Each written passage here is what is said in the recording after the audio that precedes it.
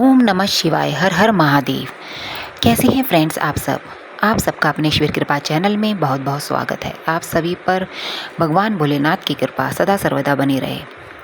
Friends, कल्याणकारी, कल्याण के दाता, संत जनों को आनंद देने वाले, हिमाचल कन्या पार्वती के पति, परम रमणीय कामदेव के घमंड को चूर करने वाले, थोड़ी सी भक्ति से ही प्रसन्न हो जाने वाले महादेव का मैं भजन करती हूँ और उनको प्रणाम करती हूँ।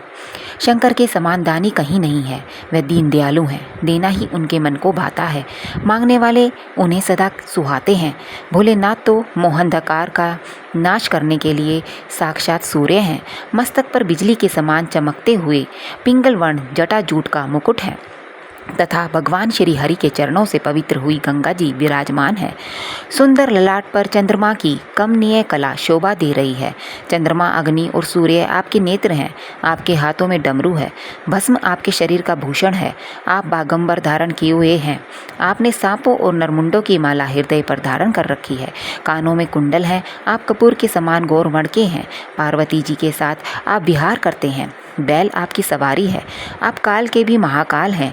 कलिकाल रूपी सर्पों के लिए आप गरुण हैं। कंठ में हलाहल विष झलक रहा है। पर्वतराज कैलाश आपका भवन है। उग्र होने पर भी आप मंगलमय हैं।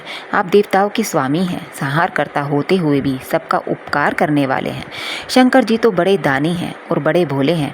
उनकी करुणा का इसी से पता चलता है कि समुद्र मंथन के समय जब कालकूट विष की ज्वाला से सब देवता और राक्षस जल उठे, तब भोलेनाथ देवों पर दया करने और उनके प्राणों की रक्षा के लिए तुरंत उस विष को पी गए। अपने भक्तों को जो कुछ भी मांगते हैं तुरंत दे देते हैं। जिन्होंने भस्मासुर को भस्म करने का वरदान मांगने पर बगैर सोचे तुरंत दे दिया, जिसके कारण वे स्वयं ही संकट में पड़ गए थे, क्योंकि राक्षस भस्मासुर उन्हीं को भस्म करने लगा था। शिव जी महाराज ओडरदानी हैं। थोड़ी सी सेवा से ही पिघल जाते हैं।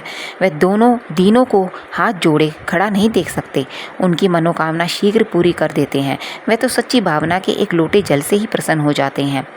जो करुणा की खान है, ऐसे निर्मल, निर्गुण और निर्विकार शिव जी को मैं नमस्कार करती हूँ। सावन के महीने में कांवड़ में गंगा जल ले जाकर शिव जी पर चढ़ाने का विशेष महत्व है।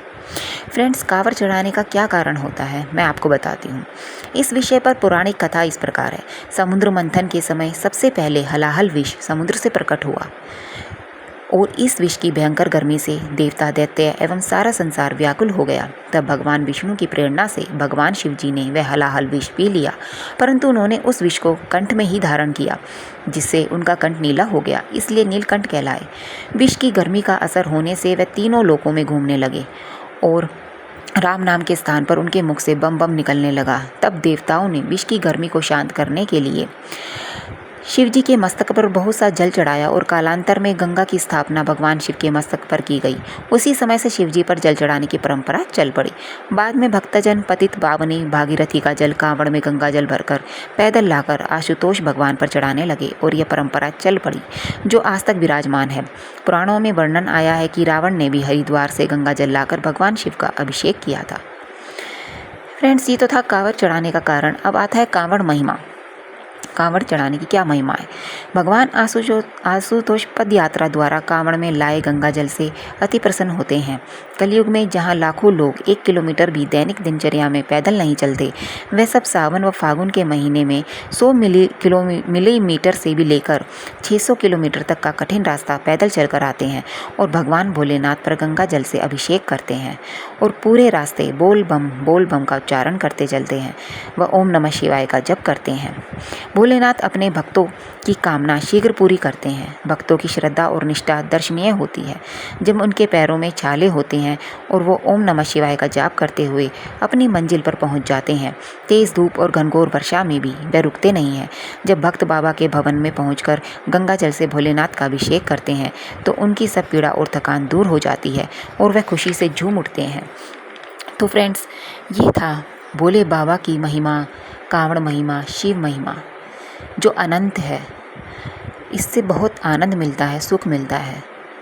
तो फ्रेंड्स, आपको ये मेरी दी हुई जानकारी अगर अच्छी लगी हो, थोड़ी सी भी अच्छी लगी हो, तो आप मेरे चैनल को लाइक, शेयर, सब्सक्राइब करना ना भूलें। धन्यवाद।